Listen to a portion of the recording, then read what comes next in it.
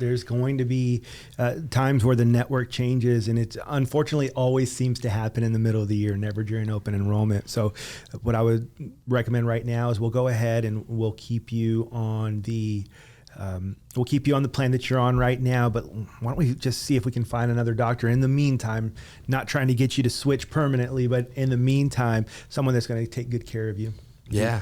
I think that's the perfect way to walk them through that, is just making sure, and also make sure that you educate them on that scenario the same way that we just went through it and said, look, we're not allowed to make changes to our plan during the year at any time of the year unless you have what's called a special enrollment period. Unfortunately, there isn't one available to you, so we're going to have to wait, or this is what the plan is and here's what we're going to do. So take the time to have that conversation and to educate your client on how that's actually working and the reasons behind it. Don't just say, oh, you can't change plans right now, but so we're going to have to switch your doctor in the meantime. You know, you want to have a good conversation and make them feel good about why, help them understand why they can't change their plan right now. And I think making it clear that you've looked for all their other options, right? Like you said, just make sure that they understand, like, look, I tried to see if there was any special enrollments that could get you to change. Unfortunately, this is something that we're not going to be able to do, and let's go ahead and get you with another doctor here. I've heard things about this doctor. You want to give them a shot again just for the next 2 months, and sometimes it's a specialist, sometimes it is sometimes it's the primary care doctor, and so they probably have different levels of urgency, right? So I've unfortunately seen it where someone's going through cancer and then an oncologist got moved out of the network. That's a frustrating thing, and but unfortunately it's a reality of these plans. And some might say, well, that's why we said go with the Medicare supplement in the first place. Well, my client wasn't rich. Right. It just it didn't make sense for them financially. It never made sense. This is part of it. And so when people, this is a bad idea.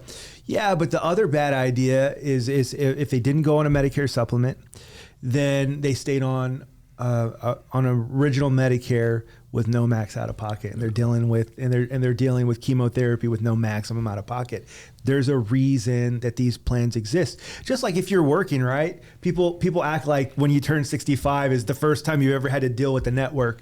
I have insurance through my work, and it's not even a PPO, it's an EPO.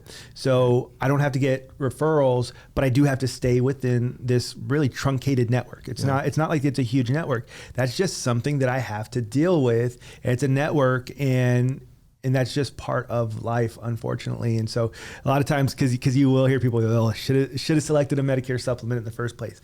Not everybody can afford it. Right. And even if you've got a PPO, right? Even I've had a PPO in the past, but we make sure to stay in the network because we know that if we go out of the network, it's going to be so much more expensive. So do we have access to go out of the network? Sure. Do you want to? Right. No. Yeah. And actually that's a conversation that could come up. And when you talk to your client about this, and a lot of times if they are on a PPO, the doctor will say, no, we'll continue to see you on the PPO out of network, and we'll work with you. But it's important that if you're having this conversation with your client, that you can kind of explain to them, hey, look, they're saying they're going to work with you, and so they might still only charge you $20. Maybe they're going to take less when they bill or whatever the situation is. But I want you to know that this changes a few things. One, when you go outside of the network, that maximum out of pocket we talked about, that's only, $5,000 on this PPO plan. You see this other side over here that says it's $10,000 or whatever it is, this $10,000 max out of pocket. That could be your situation because you've decided to go outside the network. And so I'm not here to tell you not to do that, but I just wanted to let you know that is something that is going to increase. And it's not just going to affect that one doctor. It will affect several other things. So if you've been dealing with chemo, you're opening yourself up to a lot more out-of-pocket costs. I just want to let you know that, so that way the worst thing is, and this is what I always communicate to people, the worst part is when people are surprised, right? Like it stings more when I wasn't prepared for it. So if you like this clip, do me a favor, click right up here so that way you can watch the full podcast, and then also click right up here for more content just like this.